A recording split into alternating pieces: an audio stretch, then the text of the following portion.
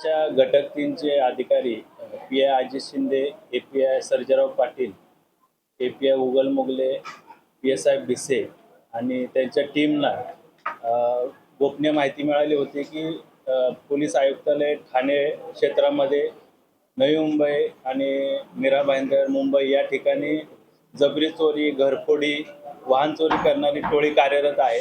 त्यांची गोपनीय माहिती मिळाल्यानंतर त्या अनुषंगानं अधिक तपास केला, पुरावा जमा केला. त्या अनुषंगानं आपण 4 आरोपींना ताब्यात घेतलं आहे.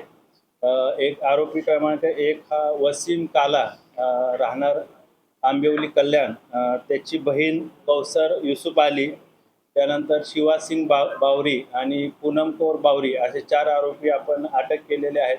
अधिक तपास केला असता या आरोपींनी एकूण जवळपास 29 गुन्हे केल्याचं निष्पन्न झालं. त्याच्यामध्ये 20 चेन स्नॅचिंगचे गुन्हे आहेत, 1 दरोड्याचा गुन्हा आहे, मोटरसायकल चोरीचे 5 गुन्हे आहेत, घरफोडीचे 3 गुन्हे आहेत. असे 29 गुन्हे यांच्याकडून आपल्याला उघडकीस आलेले आहेत. त्याच्यामध्ये आतापर्यंत जवळपास 36,29,000चा मुद्देमाल जप्त करण्यात आलेला आहे.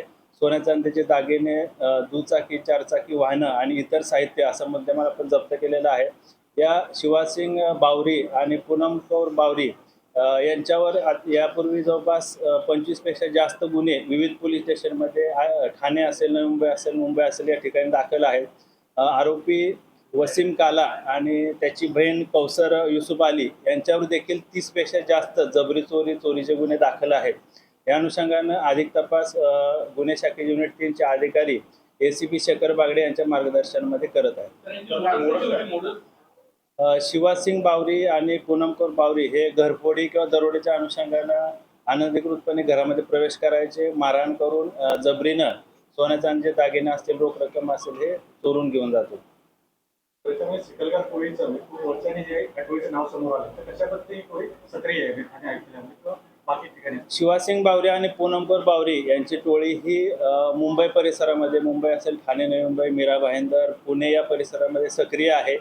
हे रेकी करतात, त्याच्यानंतर त्या घरावर पाळत ठेवून त्या अनुषंगानं रात्री दरोड्याचा त्याच्यामध्ये प्रयत्न करतात आणि जी मालमत्ता आहे, रोख रक्कम, दागिने किंवा इतर जी काय मालमत्ता आहे ती जबरीनं चोरून घेऊन जातात.